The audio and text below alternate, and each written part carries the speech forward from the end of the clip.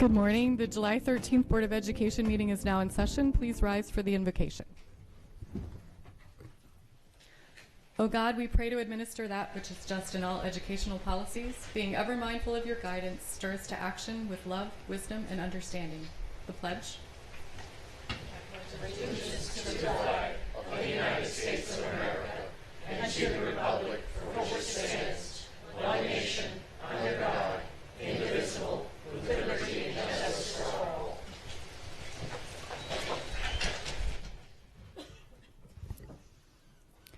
Before we start, I just want to welcome Eric Grannon and Carolyn Williams to the dais. We're so happy to have you here.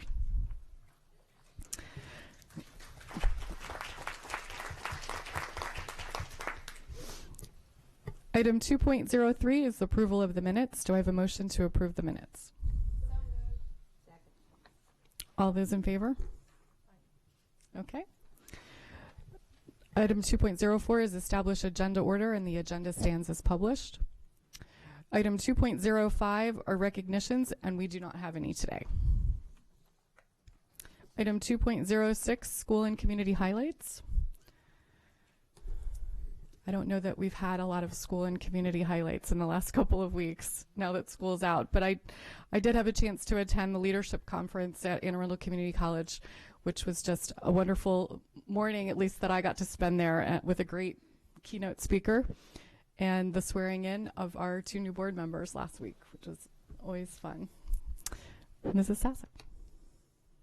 I also had the opportunity to attend, I think it was last Monday, that we went to the farm endeavor that is happening with the Glen Burnie elementary school,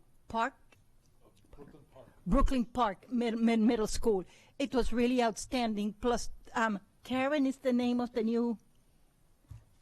our new president of the Maryland superintendents. I'm sorry, so Dr. Karen Salmon. Yes. Yeah, and she was present, and yeah, and basically it's a relationship about a local farm, a Maryland farm that supplies the food for our schools, and at the same time, since that north part of the county is considered very dry as far as vegetables and fresh fruit, they were there and they were selling their produce, and they do this once a month on a Monday. Is that correct? I believe it is 8 Mondays. During the summer, so there's 8 Mondays during the summer that we'll have the farm stands there available, as well as some other educational opportunities. Though it's also in conjunction with our libraries and the public libraries. Yeah. So if you live in the North County, I must tell you the fruit was gorgeous. The vegetables were gorgeous. I did go shopping. All right, the next part of our meeting is the public comment portion of the meeting. Anyone wishing to speak on an item not on today's agenda may offer testimony during this public comment portion of the meeting. Speakers will be allotted 3 minutes each, and the board asks that comments remain civil and appropriate for the various audiences that may be watching or viewing the meeting. Student-specific and personnel matters are confidential and cannot be discussed in this forum. This time is intended for speakers to voice their opinion and not necessarily as a question and answer period. Speakers may pose questions, but answers will be counted toward the 3-minute allotment.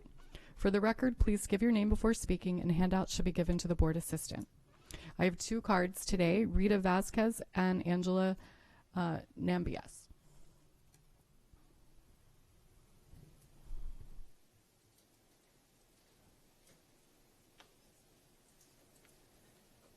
Hello, everybody. Good morning. Buenos dias.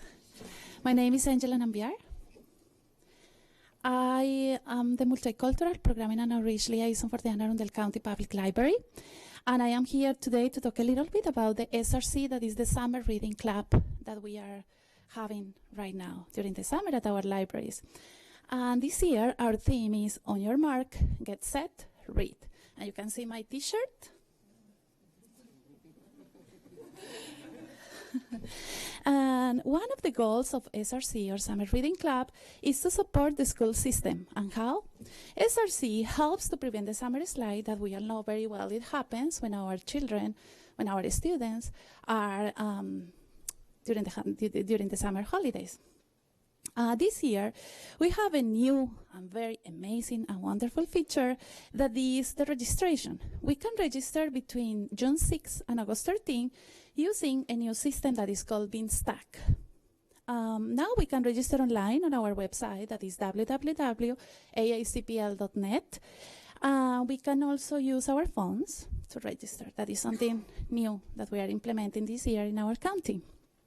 Beanstack also works as a reader advisory tool, so you can register and you will get notifications about new titles that you could read. So it's an advisory tool. And it's open for all ages, from 0 to 100 years old. You can use it. This summer, during SRC, we will have great performances. We will have also musical concerts, games like the scavenger hunt, and many other things. And all the information could be found on Happenings, that is on our newsletter, that you can get at our 15 branches as well as online. We also will have weekly coupons.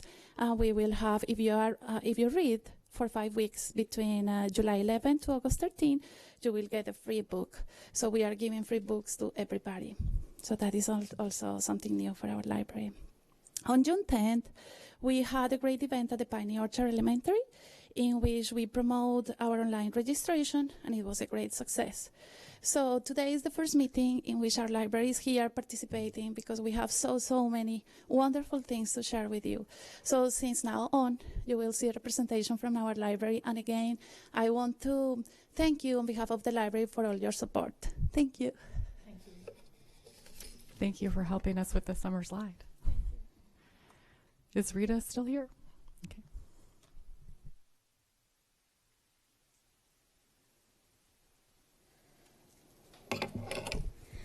Good morning, President Corbalak, Dr. Arlotto, and board members.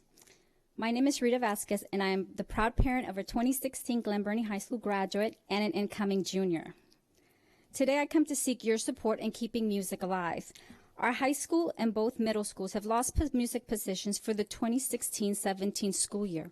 A cause for this decrease in music opportunities is a direct result of apparent low enrollment. This may not be a new topic for you, but it has become one for me. When music students at Glen Burnie High were informed of the cut in our music teacher's position, their reaction was, "We won't have a band." And although instrumental music was not completely eliminated, opportunities for many students, including my daughter, have been or will be. This includes, but is not limited to, auditioning for all county band and orchestra, all state band and orchestra, and our BSO side by side. When I first heard about this from parents and staff, my first thought was it's a funding issue. And my reaction was, we can handle this. You know firsthand that when it comes to our children, parents will go to great lengths to meet their needs, and fundraising becomes a team effort. As I looked further, I kept hearing that the problem was in scheduling, a task not within our reach. So the decline was not due to the lack of student interest, which resulted in low enrollment. It has been a direct impact from the current ABC class schedule in middle schools. This schedule treats middle school music programs as elective encore classes. So even when a student selected instrumental music as the first choice, it may not have been scheduled. At Corcoran Middle, this ongoing process has eliminated the 8th grade strings class. I was stunned to learn that Corcoran did not offer orchestra to 8th graders, and I wonder why these students could not have been scheduled with 6th or 7th grade. What I found encouraging was that these 8th grade students had spent their after-school time practicing with their teachers. Recently, several of our Glen Burnie High band and orchestra students began an evening mentoring program for elementary feeder students, and we hope to expand this to our middle schools. This is an effort to revive the interest in music. However, our students don't know that it is not a loss in the students' desire, but rather a loss in interest from our school system and administrators. One of my letters found its way to the Division of Curriculum, and the response from Assistant Superintendent Batten was that our music office is working to identify scheduling alternatives, and I truly believe they are doing their best. One alternative that will work is the AB class schedule currently in place at Brooklyn Park Middle and maybe another middle school. In the incoming year, Lindale has taken on the AB schedule. You must know that music is an essential avenue for self-expression and communication, and it can literally break down barriers when and where language is a challenge.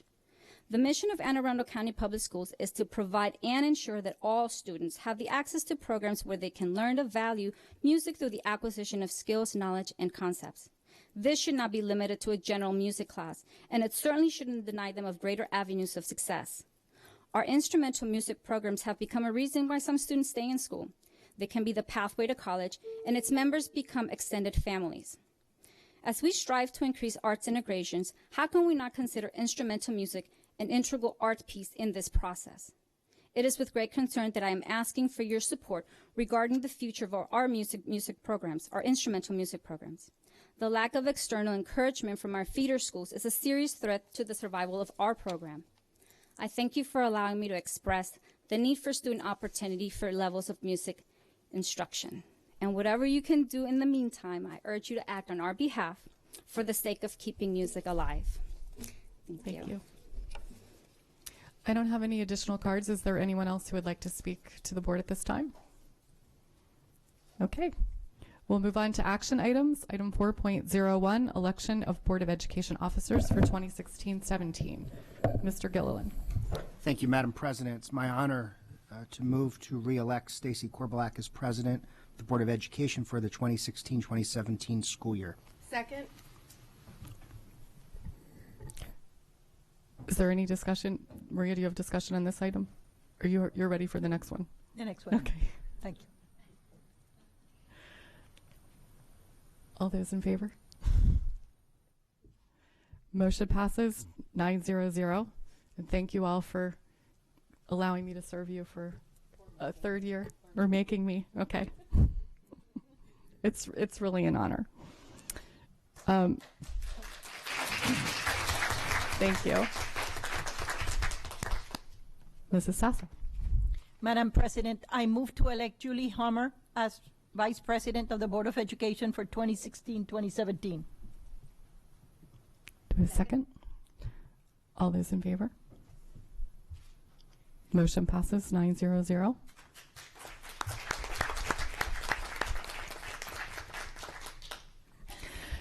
And logistically, we need to take a short break so we can move buttons and nameplates around. So we'll be back 5-ish minutes.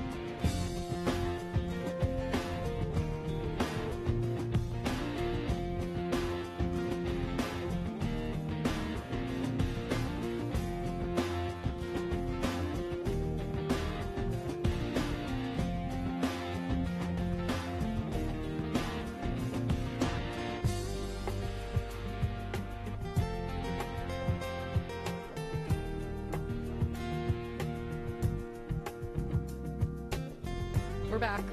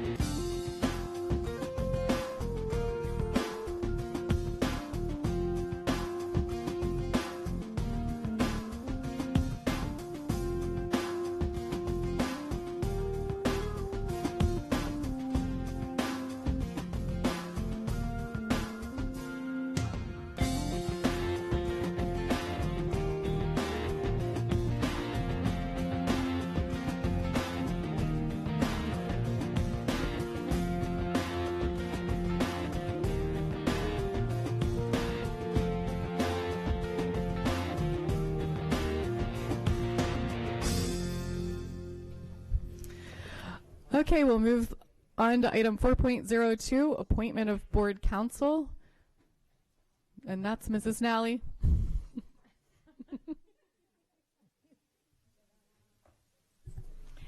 Madam President, I move to appoint the law firm of Carney, Cullen, Bresler, Bennett, and Scher as board counsel for 2016-2017. All those in favor?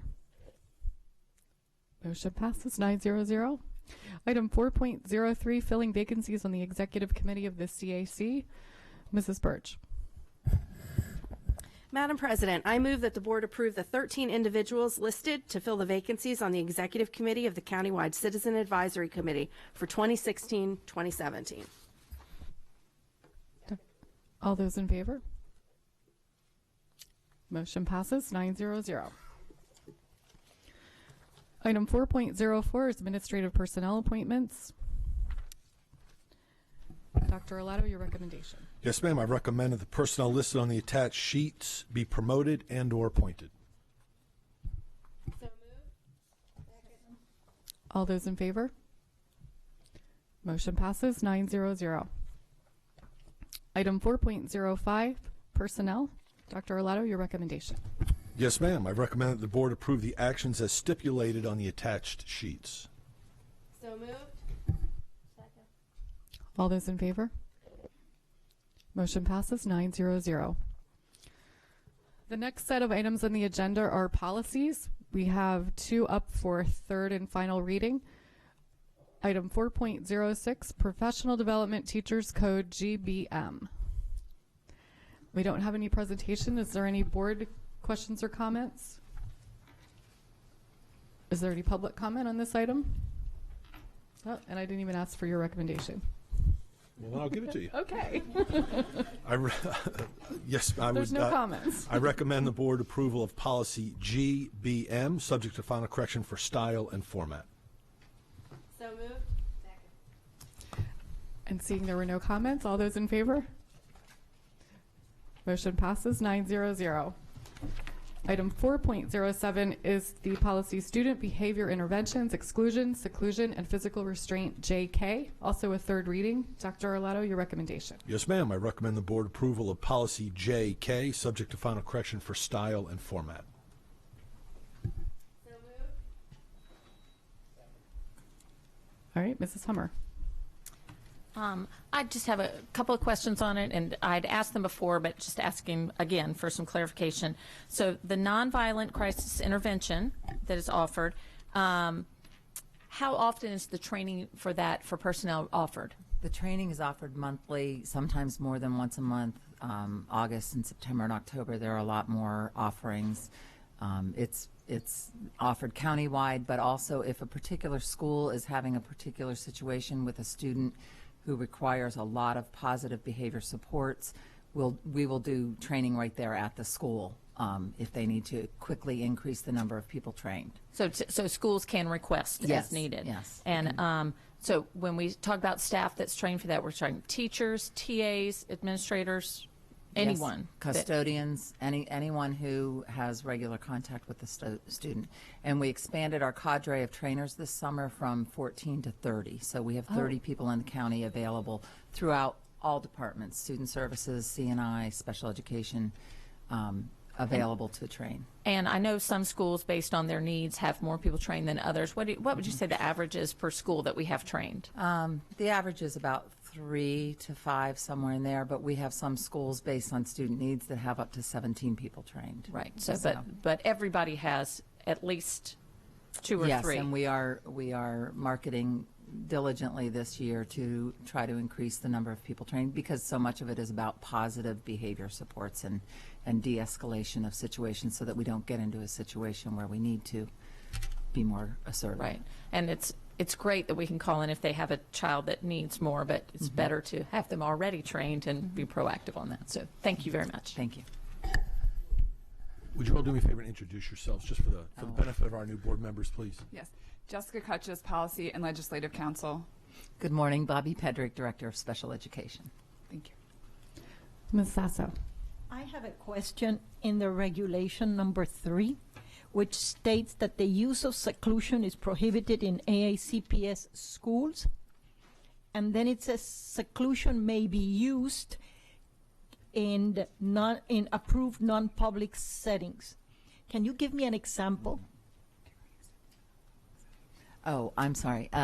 We serve about 484 of our students with special needs in non-public schools. These are typically students who, the majority of them are placed in non-public schools for one of 2 reasons. Either they have plateaued in their skills and they're not advancing as we would wish academically, or oftentimes it's because of severe extreme behaviors that are highly aggressive. So the non-public schools in the state of Maryland fall under different regulations than the public schools, and so they make accommodations for those sites to sometimes offer things that we are not permitted to offer. But what site would be a non-public school that we take care of? So, for example, we send some students to Kennedy Krieger Institute in Baltimore, and they have a variety of locations. High Roads is a program that we use pretty frequently. There are about I believe right now there are about 26 different sites that we send students to. And we monitor, we have a whole staff that monitors those schools, visits, observes those students. Our effort is always to try to bring those students back to the public school system. We work very diligently with those non-public schools to build programs here in Anne Arundel County so that the students don't have to travel so far away from home. But wouldn't those sites have their own regulations as far as seclusion? Yes, they do, but it's all monitored very closely by the Maryland School Department. Thank you very much. Yeah, Maryland State Department of Education. Is there any public comment on this item? All those in favor? Motion passes 900. The next 3 policies are second readings. Item 4.08, salary deductions GACC. And there were no public comments during the 30-day posting, correct? That's correct. Is there any board questions or comments? Is there any public comment? All right, so we'll bring that back for third reading in August? Yes. Okay. Item 4.09 is second reading policy, classes of teacher certificates, GBE. Also no public comments during the 30-day posting. Is there any board questions or comments? Are there any public comments on this item? All right, so we'll see that in August. And item 4.10, second reading, part-time teachers, GBL. Also no public comments. Any board questions or comments? Any public comments on this item? All right, we'll see that in August. And the last section, we have 7 policies up for first reading. These are all information items. Item 4.11, interscholastic athletics, JJB. And we have a presentation. Again, Jessica Kutches, Policy and Legislative Counsel. Good morning, Clayton Kolb, Coordinator of Athletics. Hi, Kathy Kubik, Office of School Performance. The Athletics Office brings you policy JJB to you for first reading. The policy was last updated May 20th, 1991. The updated policy and the new regulation provides governing principles and references regarding the interscholastic athletics program with Anne Arundel County Public Schools. The policy will be posted on our website for 30 days for public comment, and we welcome any questions you have at this time. I just had a question. When we put this up on the website for public comment, could we also link to the athletic handbook since the policy refers to it, just so they can have it right there? Yes. Okay, thank you. Is there any public comment on this item? All right, we will post it up on the web. Item 4.12 is policy JJ extracurricular programs, first reading. The Office of School Performance, the Division of Curriculum and Instruction, and the Division of Advanced Studies and Programs brings policy JJ to you for first reading. This policy was last updated May 20th, 1991, and the updated policy aligns with our non-discrimination policies related to our recognized protected classes. This policy will be on our website for 30 days for public comment, and we welcome any questions you have at this time. Mrs. Birch. I guess I couldn't find the old policy. There's just a little bit on the second page. Okay, thank you. It was quite short. Ms. Sasso? I have a question on these extracurricular activities. And they have to do with basically activities that have to do with religion clubs. You know, if there is going to be a Christian club or a Muslim club, are they allowed?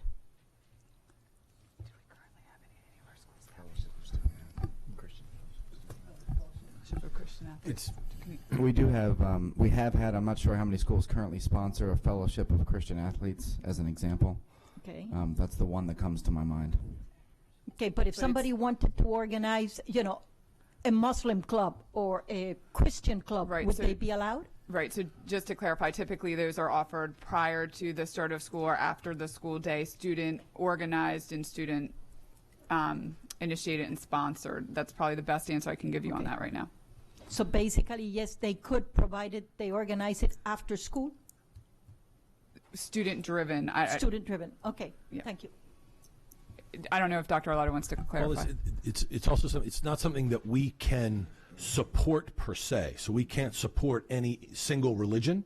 And so, but students are so to use your example, if there's going to be a Muslim club and they want to meet after school, they certainly can use our space to do that. We'll have to have an adult there to make sure that the students are safe, but we can't sponsor it, we can't plan a curriculum, we can't plan the implementation, but we can oversee it in terms of making sure that the students are safe. Okay, thank you. Mr. Gilliland? Thank you, Madam President. It's just a question for clarification. So C1 says extracurricular programs are voluntary activities for students that are offered beyond the regular school day. And I guess just for clarification purposes for high schools, we've got a number in the county that, you know, Wildcat Hour, Night Hour at North County or Arundel. Those are within the school day, and students have the opportunity, because there's no activity buses in many cases, to engage in activities, but that's within the school day. So is this policy handcuffing us in any way, or is the verbiage okay as it's prepared? No, I think that's a good point that you brought up, and we probably need to amend some language before it comes back to second reading, because that was not contemplated by this language. So, yeah, thank you. Is there any public comment on this item? Okay, so this will go, Jessica, do you think you'll amend it and then post it for 30 days? Yes, we can make the amendment Okay. before posting, because I think that's an easy amendment to address. Yes. Okay, great. Item 4.13, student parking at high schools code JGA. The Office of School Performance brings policy JGA to you for first reading. The policy was last updated June 21st, 2006. This updated policy and regulation established procedures concerning the allocation of student parking spaces at our high schools. The policy will be posted on our website for 30 days for public comment, and we will answer any questions you have related to it at this time. Mr. Gilliland. Thank you again, Madam President. And by the way, on the last comment, I had to work in Night Hour and Wildcat Hour just for my seatmate here, so I was fair to Arundel. So, and I appreciate that. On this one, though, where we specify, again, this is C1, the Associate Superintendent for School Performance, in particular, mentioned in the policy. I'm just always a little concerned if we're designating, and nothing against her because she's great, but when we're designating members of the superintendent's executive team in policy as org charts evolve and positions, titles change, for instance, so I'm wondering if you would be open to a friendly amendment that just says superintendent or designee, and then we can leave the regulation for the superintendent to designate who that person ought to be. I think we certainly can talk about that. I want to make sure that we absolutely, if we're going to do that we include designee, because I'm not handling parking decals for high school students. I just don't have the time for that. But I appreciate the offer, but I cannot take on parking also. I'm putting my foot down, Mr. Gillen. But yeah, I think we certainly could talk about that, absolutely. But thank you. And we'll put the friendly amendment up before it's posted so the public can see it that way as well. Okay. Ms. Sasso. Okay, also on the parking, just a question. The availability, since obviously we do not have enough parking for the seniors. I remember when my son was in Broadneck, it was basically on a lottery basis. Is that designated how it's going to be awarded by the principals of every school or by the school itself, or do we in the policy and the regulation determine how it's going to be? Right, so fortunately, I think for school principals, we're pretty uniform on this, and this is some of the changes that we're recommending to the regulation. So there would be a lottery so that every school is handled the same way. And in the regulation on page 2 of 2, number 5, it sort of goes through what that lottery would look like. So there's a priority 1, priority 2, priority 3, and priority 4. Okay. Okay, thank you. Is there any public comment on this item? Okay, so this will get posted as well. Yes. Item 4.14. Policy JG, student fees, fines, and charges. And we have, Hi, good morning. Michelle Batten, Assistant Superintendent for Curriculum and Instruction. the Division of Curriculum and Instruction and the Office of School Performance bring policy JG to you for first reading.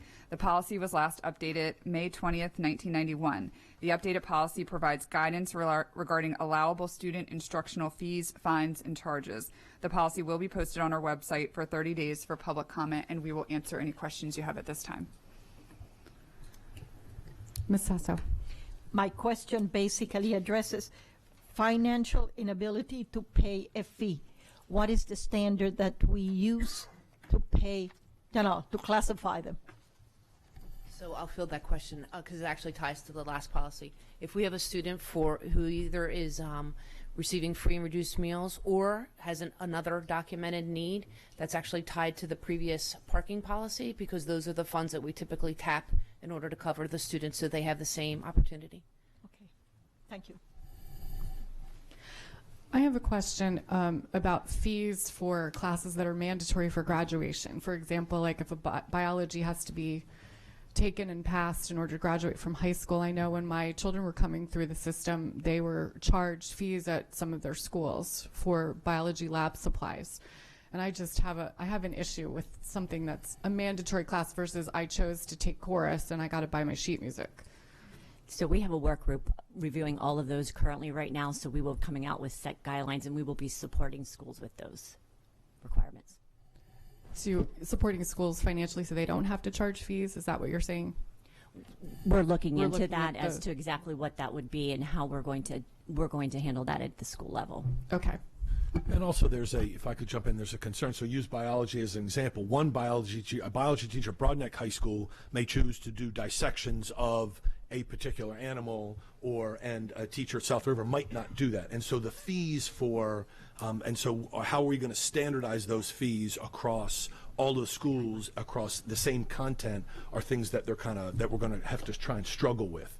So do we mandate that it must be a dissection of X, or that one teacher wants to read this text versus another text, and we want to be able to give the teacher some choice as they go through the curriculum, how they want to engage the kids. But that also could constitute a different kind of fee if they're, and it really has to do with consumables, right? Those things that we can use from year in and year out are not things we would charge for, but if it's a consumable, say in a tech ed class where a student is doing some building and construction, then they might be charged a small fee. But we need to at least make sure that it is manageable for the students and that we can cover the students that that aren't unable to pay. But we do need to clarify across all of our schools, for our teachers and our schools as well as our parents and students, need to clarify what some of those fees will be and why. Yeah, I'm really hesitant about fees for mandatory classes, because even though students can identify themselves and ask for those fees, that's something where I'm going to have to identify myself. I'm going to have to, let my classmates or possibly people in the school know that I'm struggling financially, and it becomes an equity issue, and I'm concerned about that. Mrs. Birch. Yeah, I was just going to agree with Mrs. Korbelak about that. I mean, I don't think that I'm looking for a standardized fee on a class like biology. I'm looking at for no fee on a class like biology, because especially if it's a graduation requirement, why would we be charging a fee to all of our students for a class like biology? Something like tech ed you can get around because, a student could certainly make something and then not bring it home, because you could reuse the pieces. If they were building something, they could reuse them and not bring the supplies home. You have ways around that in a class like tech ed, because, if you're buying your supplies because you're going to bring your project home, then you're going to bring it home. But if you're not going to bring it home, if you don't pay for it, then you don't bring it home. So, I mean, there are ways around something like that. But yeah, I have a bit of concern about a class like biology that's required for everyone to graduate. Is there any public comment on this item?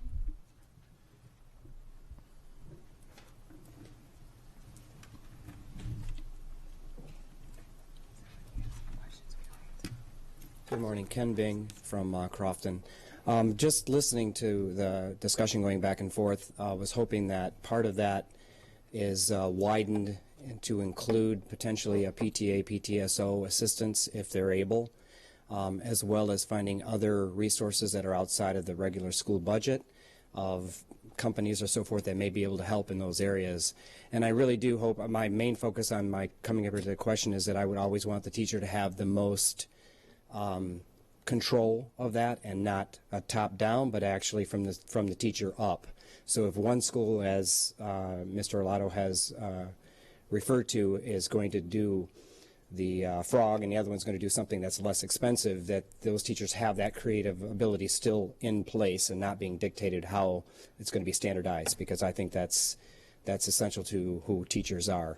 And so whatever they could do at the local level, meaning that school cluster or high school or whatever, would be, I think would be maybe a bottom-up approach on how to approach that, and what works for one school may be different than works for another school.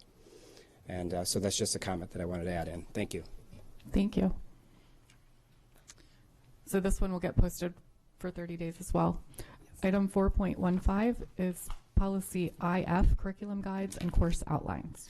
The Division of Curriculum and Instruction bring policy IF to you for first reading. This policy was last updated January 17th, 1990. The updated policy and new regulation provide a process to create, manage, and implement school system approved courses and curriculum. This policy will be posted on our website for 30 days, and we'll answer any questions you have at this time. I don't have any board questions. Are there any public questions or comments? All right, we'll post that one. And our last first reading is Advanced Learners Programs Code, IFE.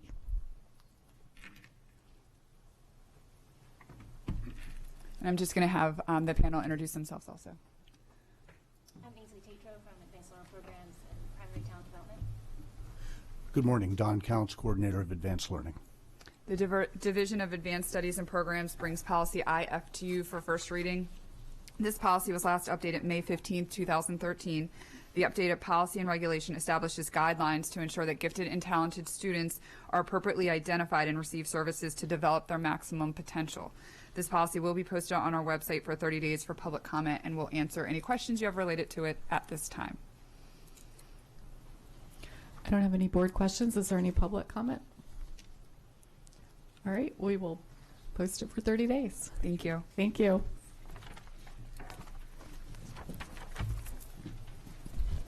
The next item on our agenda is an information to action item, item 4.17, the George Cromwell Elementary School Revitalization and Addition Schematic Design.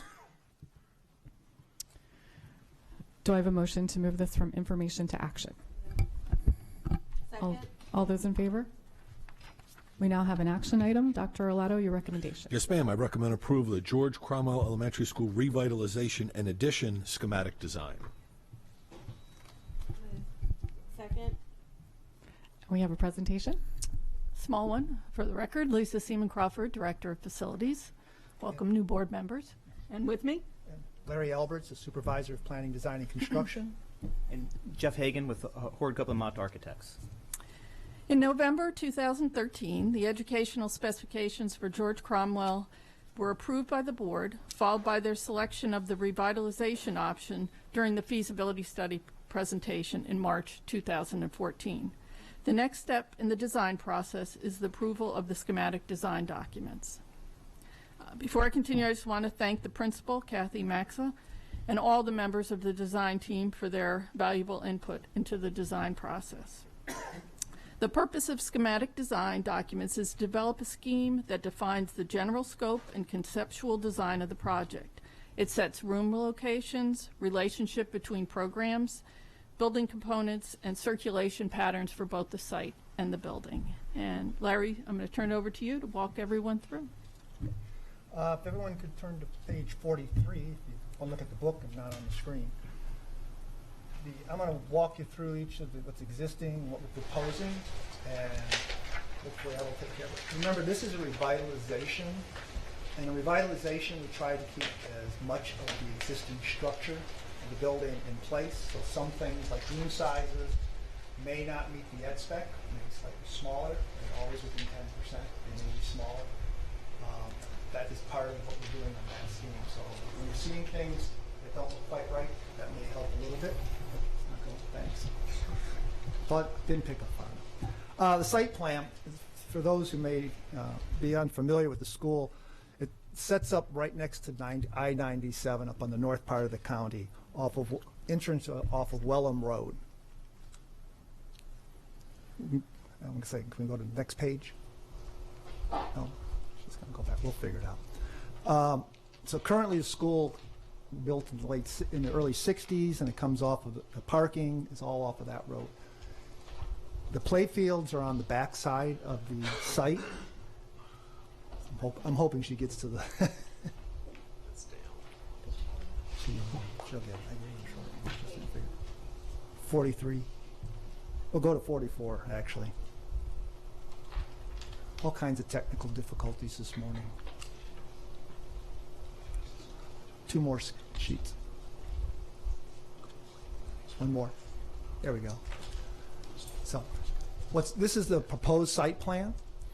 We are looking at relocating the main entrance for parents and buses off from Wellham onto Olin Drive. There would still be access off of Wellham for the services to the school, as well as a parent or a teacher parking lot on the one side. We have to come off of Olin Road. We've divided the buses from the parent drop-off area and the parent parking, which is they do not currently have. The lighter area where you see classrooms is the existing school. So we're looking at doing an addition on to the right as you're looking at it, which would be the admin, the cafeteria, gym, music, very large volume spaces. This is going to be a phased construction project. So we looked at it. We're thinking we're going to need some temporary classrooms, and that's why up at the top where it says temporary portable, that's to help for swing space. The entire project is going to be similar to what's happening at Benfield, where we built the addition, and then we worked on various parts of the school to renovate. So if you're familiar with that, that's what you're seeing here. Okay. The play fields generally are going to stay where they are in the same general area. There is a new play area up by the teacher parking area. That is primarily for the early childhood area. Okay. The next page is the existing school, just to get you familiar with it. It's a lot of them. The entrance is just below where the multipurpose room is. Admin is that lighter green area. And then we have classrooms generally all spread on both wings. Many of the classrooms are going to stay where they are, and we'll be doing some expansion as you go to the next page, which is what we're proposing to actually make the changes on.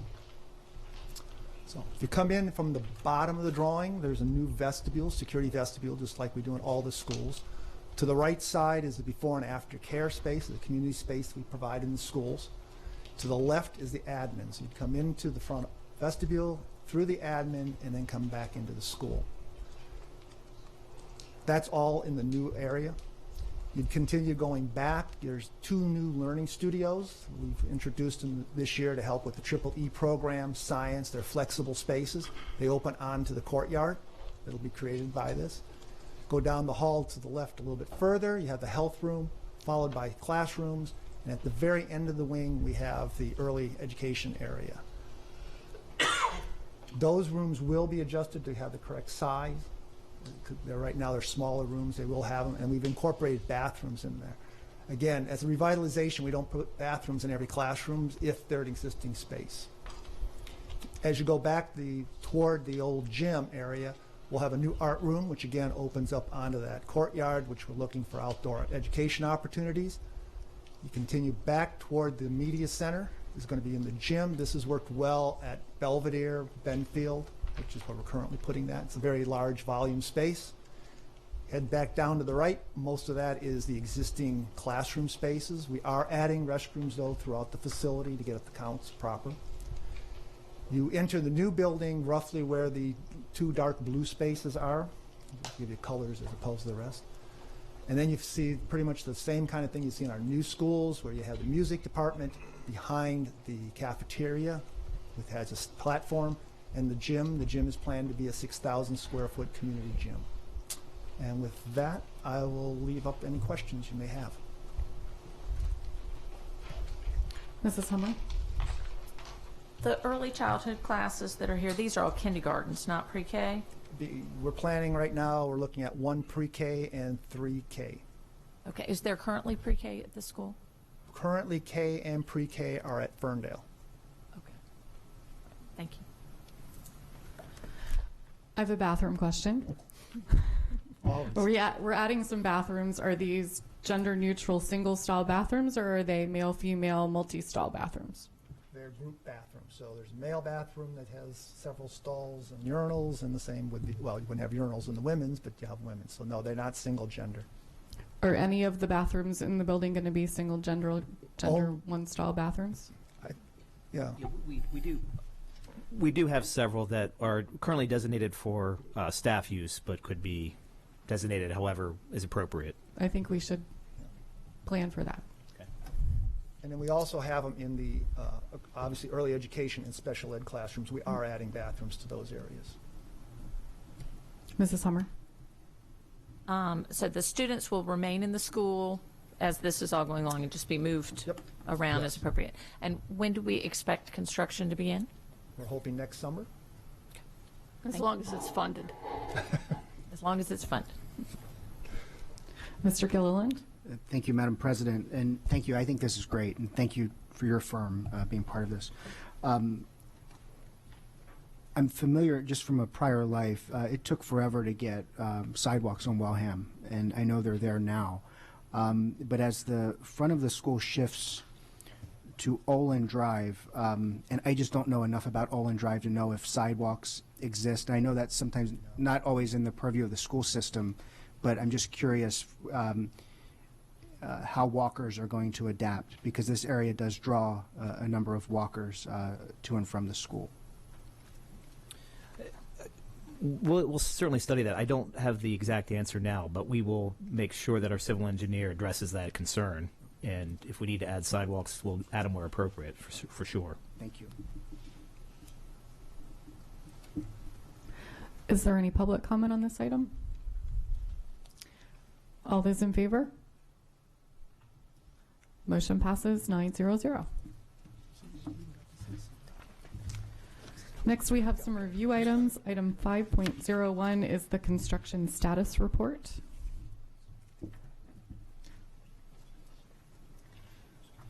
We don't have a We don't have any presentations. Are there any questions from the board on any of these items? Any public comment? Alrighty. 5.02 is award of contracts, also a review item.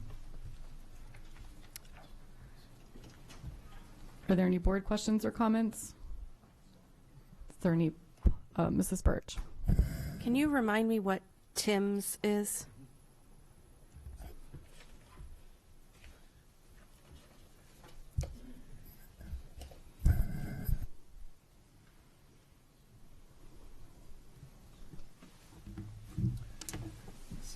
For the record, Alex Sheknov is Chief Operating Officer. TIMS is an acronym for the Technology in Maryland Schools Initiative. It's an MSDE-sponsored program to provide connectivity in the classrooms.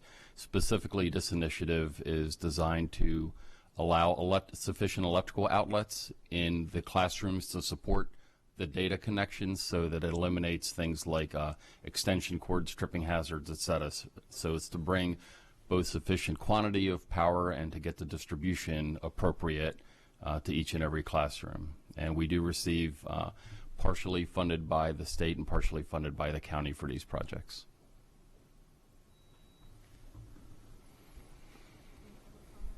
Any public comment on this item? Okay. Our last review item is 5.03, redistricting. So just as a bit of background, with the capital budget approval and the MGT study and looking at space in our schools as we've constructed new schools, the board wanted to undertake a discussion on whether it was time to address some of these available space with redistricting, whether that's at a particular cluster or a number of schools. And I just want to kind of open up the dialogue and see if this next school year is the time to begin forming a committee to redistrict. Mrs. Birch? I mean, I have some particular thoughts and some broad thoughts, and I think I'll start with my broad thoughts. Anne Arundel County has not been known as a place where we redistrict very often, in large part because of how the community feels about redistricting. In fact, most of our redistricting has always been within feeder systems. So, like, if you go to Arundel, then you pretty much always go to Arundel. There have been some rare exceptions to that. In fact, the community where I live, Seven Oaks, was redistricted from Arundel High School to Meade High School, and that was a very unusual thing to happen in this county. Other counties that we have been often told to emulate, like Howard County, unless you live right next door to a high school, you don't know where you're going to high school because they redistrict all the time to make the most use of their space. They're redistricting every 2 and 3 years. And it's shifting all the time. In fact, the kids who go to one elementary school might go to 2 middle schools, and the kids from that middle school might go to 2 different high schools. There's no pattern to it. But they make the most of every single seat in their district. It was mentioned recently that some of our problems could be solved by our funders. Our funders mentioned if we would just redistrict more. And maybe that is something that we should be looking at rather than building so much. We have a rather big capital budget plan for the next 10 years. And a lot of it has to do with high schools. But we have about 900 empty seats at 2 high schools in particular.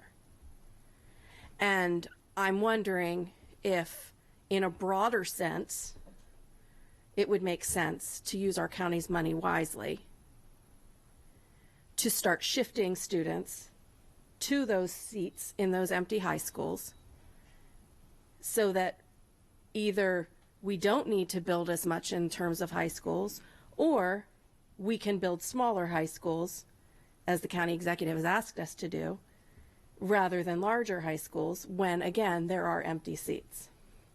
For instance, I think, and I'm not positive, there are about 600 empty seats at Chesapeake High School.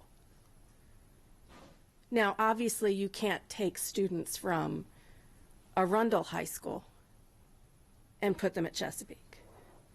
So it's something that would have to be moved gradually. You'd have to move students from Severna Park and Northeast to Chesapeake. And then you'd have to move students from the next school over there. And you'd have to gradually do it. But we are supposed to be stewards of the county's money, and we need to do what's right for the whole county. And I think this is a conversation that we as a school board and our community need to have. People don't like to pay taxes. We know that very well and very clearly. So if we're not to spend as much money and we need to use money wisely, then we need to take advantage of the empty seats. And one of the best ways that we can do that is by starting to move students into the 600 empty seats at Chesapeake and into the 300 or so empty seats at Southern, which would mean moving students from South River to Southern and then continuing that move on. And that's a broad discussion that we as a community need to begin to have. We can't assume that because I bought a house in the Arundel School District. My kids are not districted for the Arundel School District. I think people in Anne Arundel County just assume that's the way that it is and that's the way that it always should be. Well, Howard County, everyone says, great school system. When you buy a house in Howard County, you do not know where you're going to high school. You have no idea, unless you live right next door to the high school. I think that it's something we need to start thinking about because we are not making the most of the empty seats in our district. And it's not a smart way to do business. And I just kind of want to know what other people have to say about that. Ms. Sasso. To say, following with Teresa, that it's not only one issue that we have to look at as we're looking at redistricting. There's 2 points that I have. You know, if we do shift, if we are taking children from one location to the next Chesapeake, you know, whatever it is, we are looking at extra buses.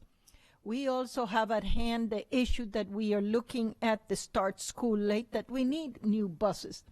So whatever we do will have a repercussion in everything that is going to be done.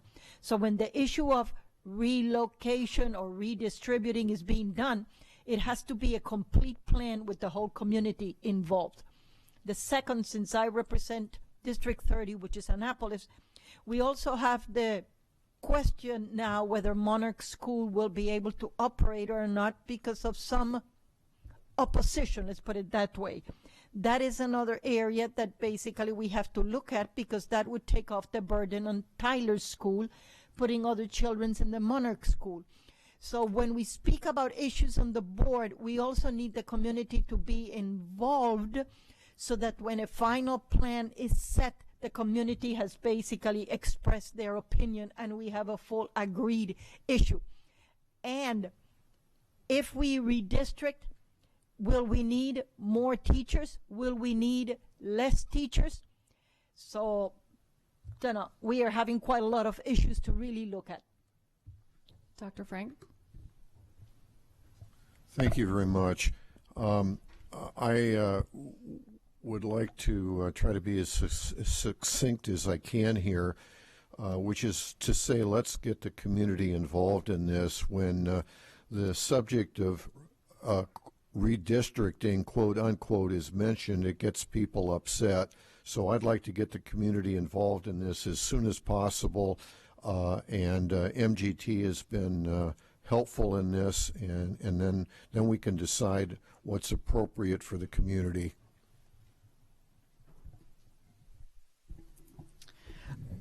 Dr. Frank, when and if we choose to redistrict or explore redistricting, we would form a parent committee. I believe it's 2 parents from each school that might be affected would participate, and then they would bring forth recommendations to us. We could look at those recommendations. Actually, they would bring them to the superintendent, and he would make his recommendation. The committee might have a different recommendation than the superintendent. We could decide of all of their recommendations we like option number 3, or perhaps some conglomeration of them, and we want to put forth our own proposal and take it back out for public comment. But there's an opportunity for the families that are in those schools to weigh in and present to us. Since this subject matter has been brought to the school board's attention and now to the public, are there plans to redistrict within a particular time frame? Not at this point, but that's what we're talking about today. Then I think that's important for the public to know. So I'm hearing Chesapeake Southern empty seats of concern and Annapolis. Now, I know Ms. Sasso talked about Monarch. I believe there's also about 300 empty seats at Rolling Knolls. Is that correct still? At least until we know about fall enrollment? About 300? Yes, there was an increase in seats with the construction, yes. And we have some elementary schools near Rolling Knolls that are kind of bursting at the seams, like Germantown and Mills Parole, perhaps, would be the closest to Rolling Knolls. So I guess we have some options about either forming a committee to look at Annapolis elementary schools and redistricting them. If Monarch opens, it would open in the fall of 2017, but we would be accepting applications this fall to Monarch. So we would at least be able to see who's applying and interested in coming to Monarch. We would also know with our September 30th counts if perhaps some families have come back from private school or parochial school and started to attend Rolling Knolls now that it's a brand new school. We'd have better numbers, I guess, in the fall to December kind of time frame for Annapolis Elementary. Is there a possibility of basically opening it now for a committee for, say, February next year, so that we can Yes, start? absolutely. Ms. Hummer. When was the last time that Annapolis was redistricted? Do we know?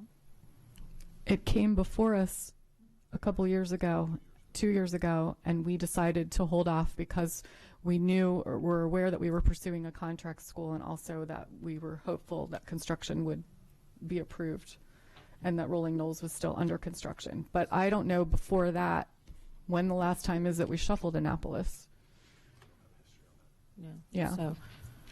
So nothing has been, so it was kind of put on hold a couple of years ago to wait, with the new construction opening and see what the openings would be. I share Ms. Burge's thoughts on the high schools, that we have a number of high schools. We have 2 high schools that are significantly under them. One concern I would raise just for us all to consider is we do have Crofton High School that will be opening in 3 years. And at that time, we will be doing some major high school redistricting at that time, because that will shift a lot of things. So one thing for us to consider is, do we want to tackle some high school things now, or do we want to wait and do it all at one time when we have it? That's just food for thought. Mrs. Burge. 2 questions on 2 topics. On the high school issue, that may be appropriate.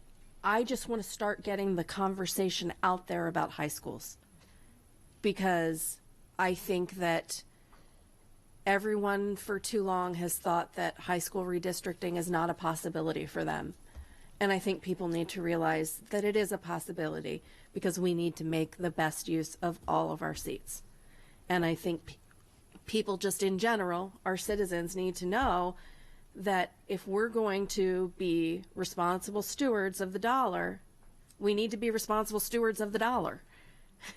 We can't just pretend like it. And what's unfortunate is that most people think, well, be responsible except for when it comes to my school. Spend a lot of money on my school and keep my kid in my school, but worry about it somewhere else. Well, we can't do that. We really can't do that. We have over 80,000 kids going to school in this county, And, you know, your kid is one of them or 5 of them, you know, whatever. But we've got a whole lot of kids to worry about, making sure that they're going to school in a good place. And, you know, I have to worry about all of them. We have to worry about all of them. On the elementary school issue in Annapolis, I do have a question about, I know that we're moving forward with the Tyler Heights project. At what point would the state be approving that project with a number of students that go there? Because I know that there is concern that if we redistricted too soon in Annapolis, that if we districted some students out of Tyler Heights, that they may not approve the project for the number of students that are there now, or might not see the need for as many students. So at what point in time would the state have said, okay, this is how many seats you need there, and you can move forward, and then we could say, okay, now we can redistrict? I guess that's my question for the superintendent or for Alex. I mean, I know, because I know at some point they say okay, and then you could move on.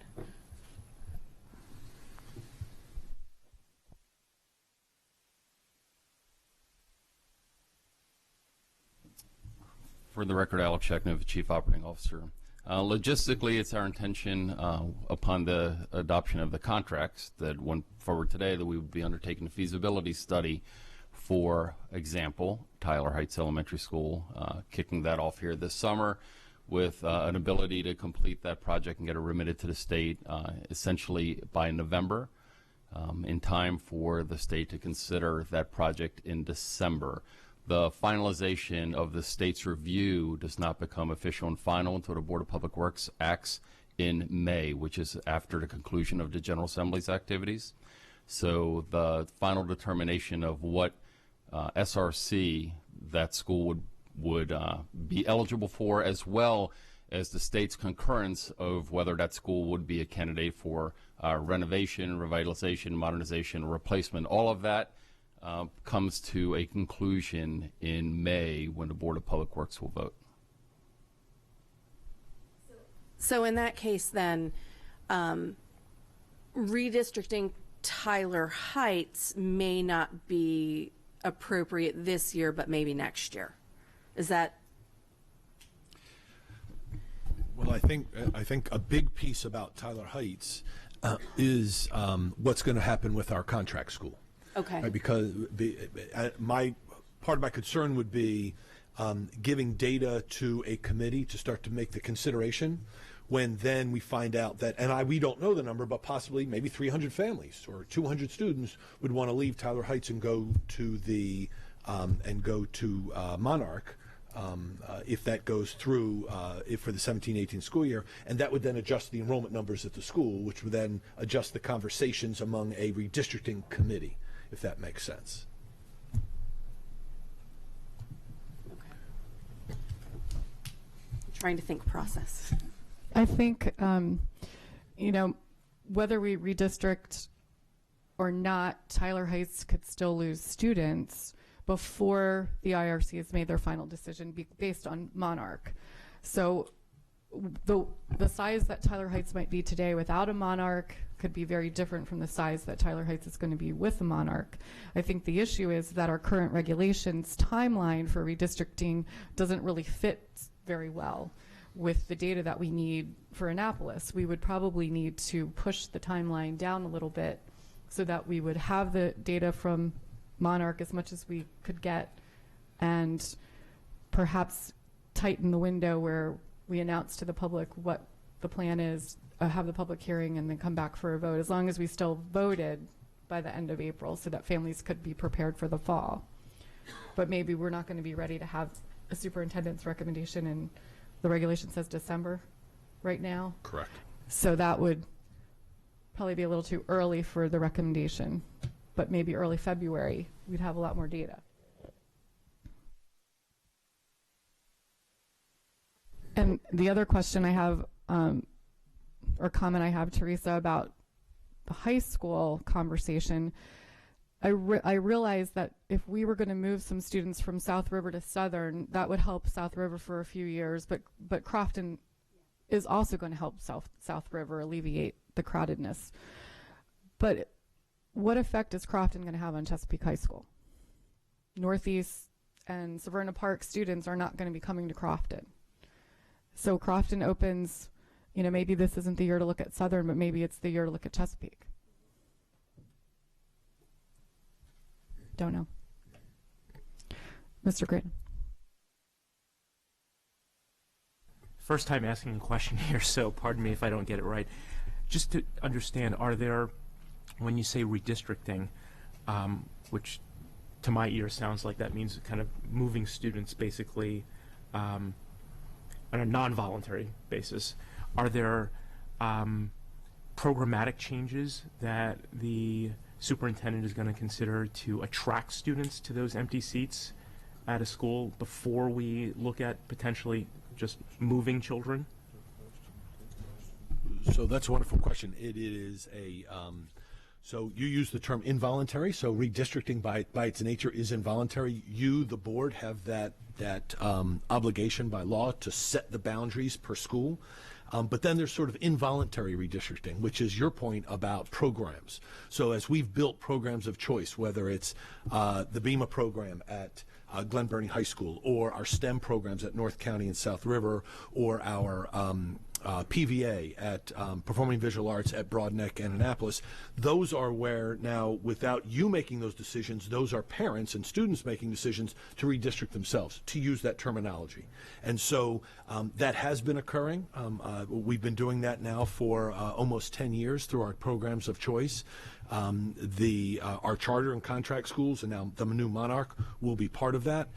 We certainly are making some considerations with regard to, in this terms of this conversation that you're having with Chesapeake High School. Yes. So there are some considerations about, are we going to be building, what's going to be our next program of choice? And certainly Chesapeake High School is something that we have been talking about as a team, as a staff, as a possibility of a program of choice that may then attract students, if that's to answer your question. So yes. Yeah, I guess if I'm phrasing it in the right way, what I would hope, and this is a personal view, is that there would always be some kind of programmatic consideration before the school system went to the decision to say, okay, we're simply going to redistrict students, because obviously, you know, families with multiple children have ties to certain schools, siblings went there, that kind of thing, and if there are things that we can do to have people, you know, redistrict voluntarily, to use your term, you know, that's a much more palatable option for families. Agreed, and that's the way I present it that way. So I very much, Mr. Grant, appreciate your question, but also understanding, and the board fully understanding, that there's no guarantee, right? When you redistrict, there's a guarantee that we're going to move X number of seats to Y school. Right, and then we can feel comfortable that the building and the utilization, to use Mrs. Burge's terms, the utilization is being used effectively. When we go through programs of choice and programmatic, there's no guarantee. We have some history that shows that people are taking us up on our offers of our wonderful programs. But what also has happened with a number of our programs of choice is that not only have some of our students moved from within, but now we've drawn students back into the school system from the private and homeschooling sectors, which has increased our overall enrollment. Our overall enrollment in the past 10 years, you know, has gone from 73,000 to over 81,000. Mrs. Burge.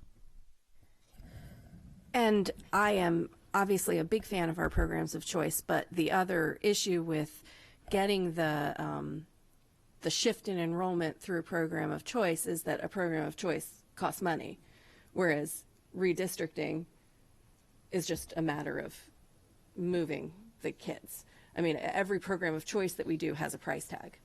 It's an extra program with a cost. So whereas kids going to a different high school, you know, if you need fewer teachers at this high school and more teachers now at this high school, you just shift the teachers, and the buses now go, instead of going to this high school, they go to that high school. And, you know, so there's not the same kind of cost differential. Whereas if you're pulling kids into a magnet, now you have more magnet buses, now you have additional staff, Now, it's a different additional cost, whereas if you're just redistricting, it's probably not completely cost neutral, but pretty close to it.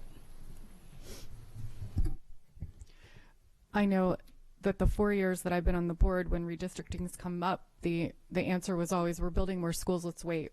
Keep waiting, we're building more schools, but we're always going to be building more schools. And I really think it's time to address a school that has 600 empty seats and an elementary school that has 300 empty seats. It's just not being good stewards of the taxpayer dollars.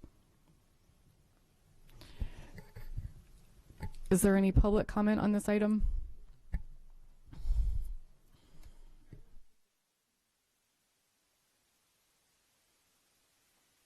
I'm Claudia O'Keefe, Old Mill parent, Old Mill District parent.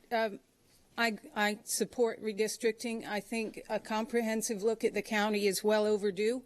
We have a number of schools, one school in particular that was redistricted not too long ago, Central Elementary, was looking at their student population going over 800, which is well over capacity. It was redistricted. It worked very well. Now they're under 700, I believe, for student population.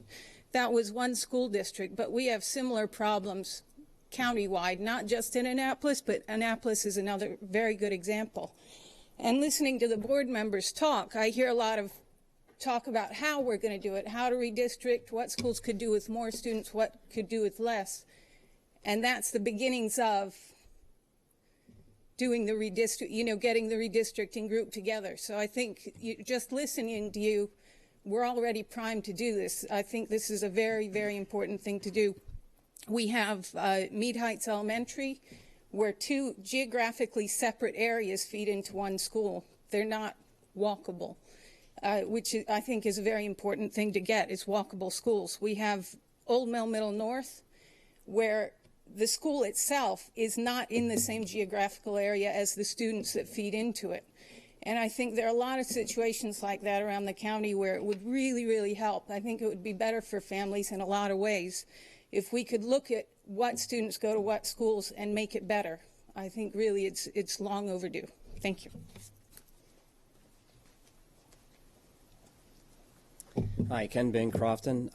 My daughter is a magnet or a PVA student, and so we have experienced actually 3 different schools in the county: Crofton, Bates, and now Broadneck. And the socioeconomic differences between those 3 is pretty amazing and very different. Every cluster is very different, and there's no broad brush that can be applied to every one of your students in the 80,000 that you have.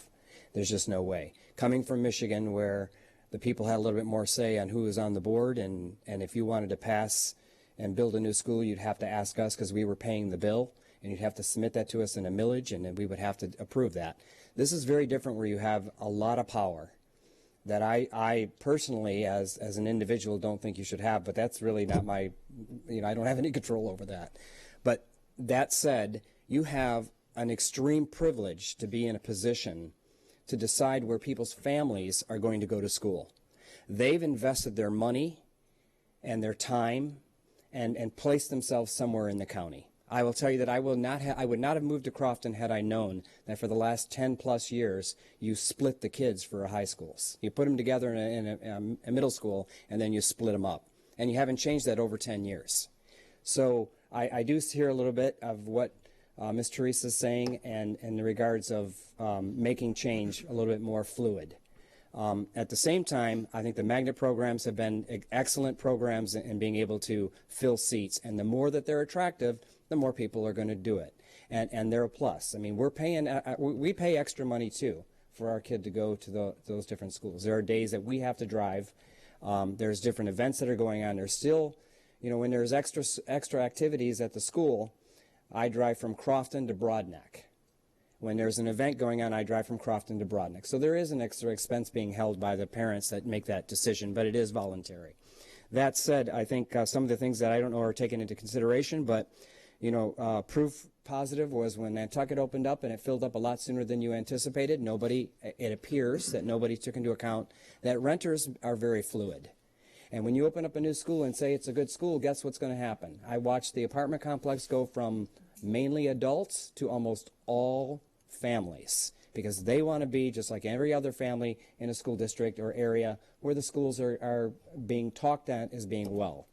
So that's going to make a difference. I think, real quick here, I think that the point of choice is important. I think the most important thing should not be filling seats, but what education is being given to the students are there, regardless of how many empty seats are sitting in there. Maybe mothballing one of the high schools and having it rented out for something else maybe is a better alternative than trying to move people into seats, because that would also be a cost savings too. And the difference in cost between an empty seat at a school and putting a PVA or magnet kit in it, what is the difference of that? Because I don't think it's much, because your seat's empty and you're paying a bill for an empty seat.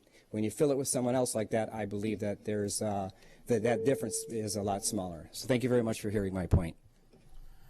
Good morning, Richard Benford, President of the Teachers Association of Anne Arundel County. I just wanted to bring up a point that I think is missing. Chesapeake has a lot of empty seats, but it's also down a very long peninsula. If there was a bridge across the river through Gibson Island, then that might help, but there isn't. So I think that's part of the reason there is a huge number.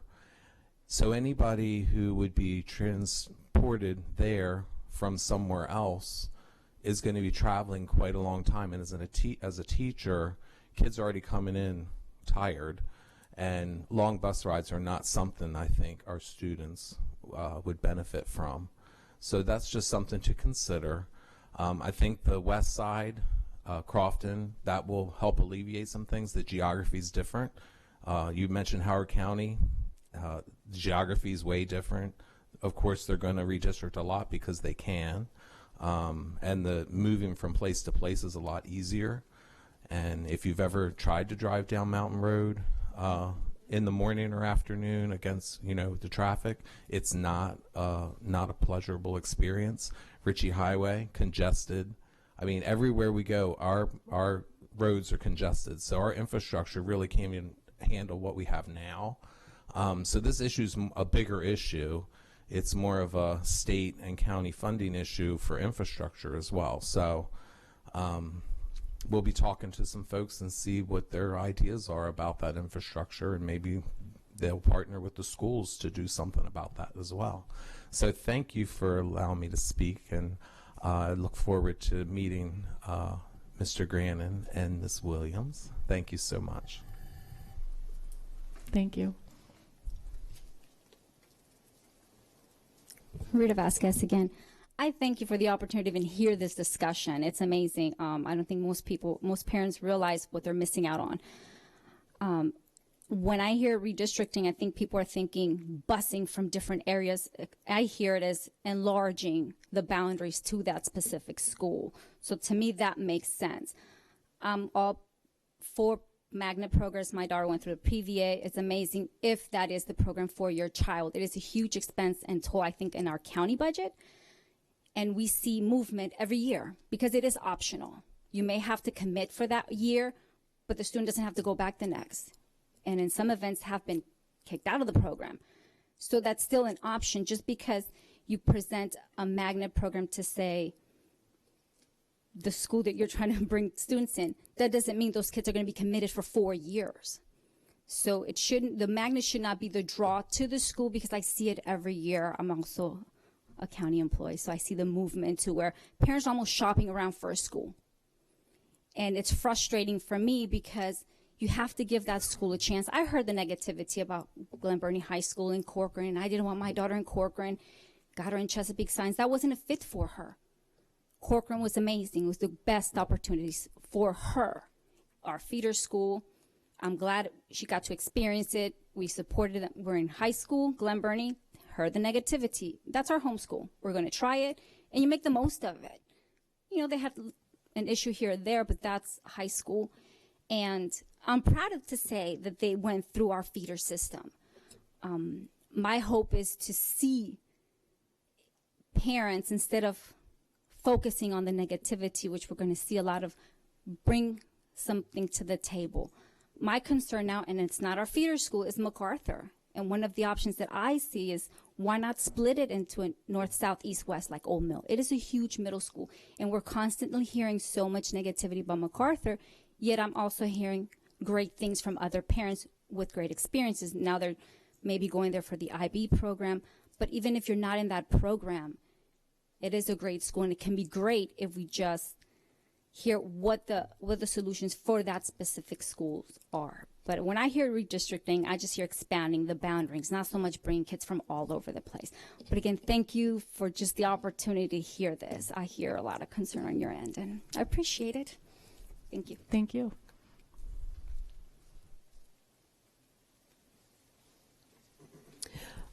I just wanted to, Lisa Shore, by the way, I just wanted to support what Mr. Grannon said in reference to programs of choice. When we're looking at redistricting high schools, our experience as a family, we had one child that went to Chesapeake High School, one child that went to IB at Old Mill, and I think we can make some of the choices about redistricting voluntary and empower parents to look for the best fit for their child in terms of the way that their child learns by doing some of the programming options. So I just wanted to publicly state support for what you said. Thank you.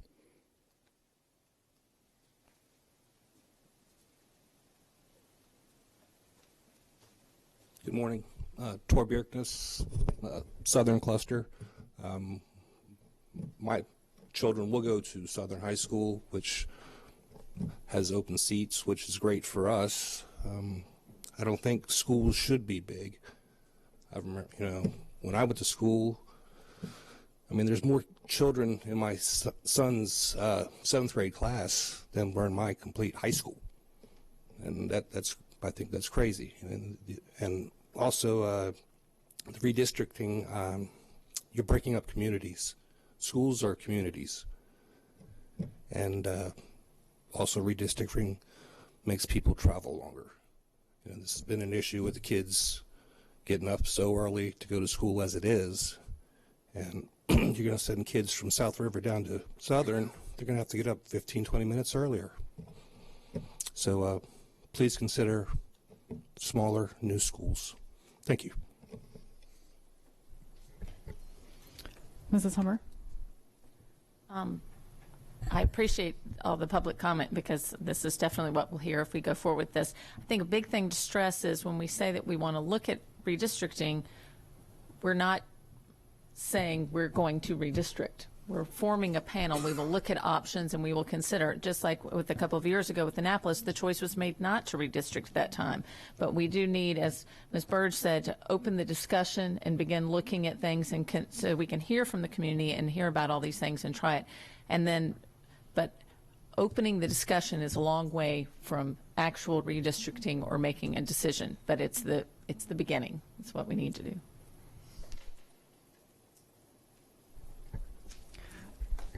Is there any more board discussion?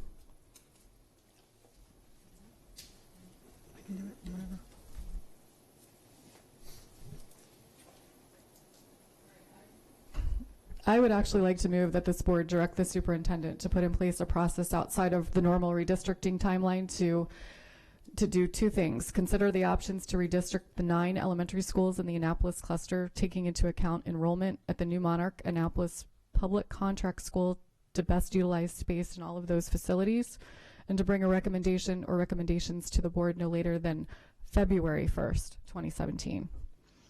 And then the board would then consider those options and perhaps some of its own before we would decide whether we're going to proceed with any plan for the 2017-18 school year. The regulation and policy says we need to make a decision by April 30th, so that would be our second meeting in April. That's my motion. Maria seconded. Mr. Grannon?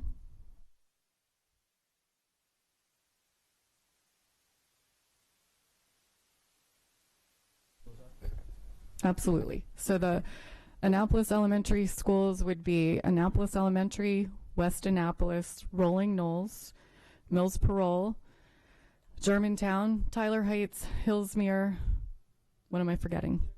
Eastport and Georgetown East. And then Monarch would be the 10th if it's going to open. Any further board discussion on the motion?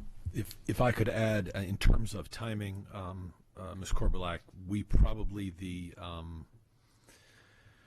In thinking about the enrollment timeline for our programs of choice, and in particular the Monarch School, which has been discussed, that is, as a program of choice, that lottery goes into effect. It opens October 1st through December 1st. We then send off those lotteries to a third party that does that process, and we make the announcement sometime in middle of February. Is that right? So sometime in the middle of February is when we'll have the final numbers as to how many have requested, and or if there's going to be a wait list at Monarch, among all the others, but in Monarch in particular. So in terms of timeline for the board to consider, it's really about mid-February when we would have solid numbers. Is that right?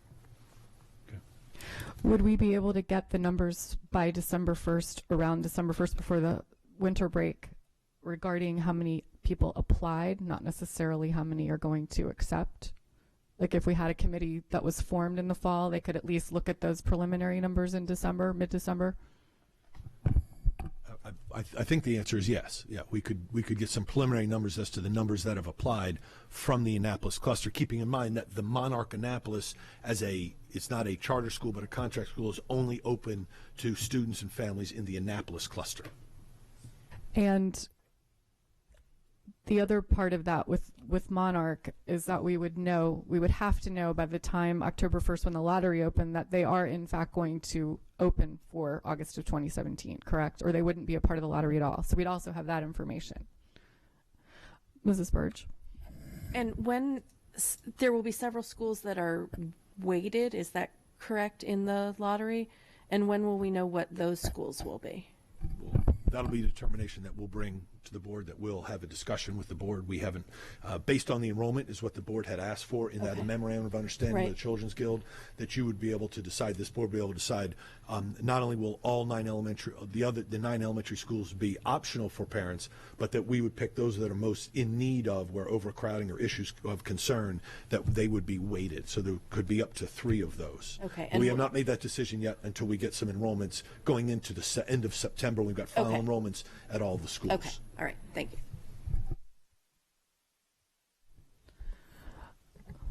Did you have? We're still on the Annapolis motion. Is there any public comment on the Annapolis motion? Okay. All right. All those in favor of forming the parent committee to review redistricting for the fall? Okay. Motion passes 9-0-0. So that I can clarify, the motion that was just passed 9-0-0, I've now been directed where we will, my team and I will put together a new timeline and bring and have recommendations, the superintendent's recommendation by February 1st. Is that correct? Correct. And that way we could have the public hearings in probably March. We would have your recommendation early February, then we would have to vote on it a couple of weeks later. And then we'd have to take it to the public in March for their feedback. And then we would have April to vote yay or nay. So it condenses the timeline that normally would have started in December and moves it to February, March, April. Mrs. Hummer? In regards to high school redistricting, I believe that we should hold off on the high school for the current time, and perhaps look at some other program options or something that can be done for those spaces, or even just to wait until we do a comprehensive high school redistricting when Crofton High School. We could continue the conversation, but perhaps not tackle that one this year. Okay, so we don't have a motion for that anyway. So, alrighty. The next item on the agenda are actually 4 consent items. I'd like to bundle items 6.01 to 6.04 and move them from information to action. All those in favor? Okay, we now have an action item. Dr. Olato, your recommendation. Yes, ma'am. I recommend that the Board of Education award contracts as listed on today's agenda: 6.01, 6.02, 6.03, and 6.04.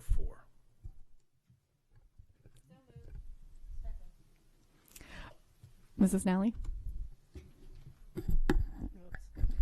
I just have a question for Mr. Shaknovich. I'm looking at the MBA goals and achievements. That's the minority business, and I noted that the goal for Rippling Woods and Broadneck were 15%. The achievement was 0 for Broadneck, 4.2, and I'm seeing similar in the others.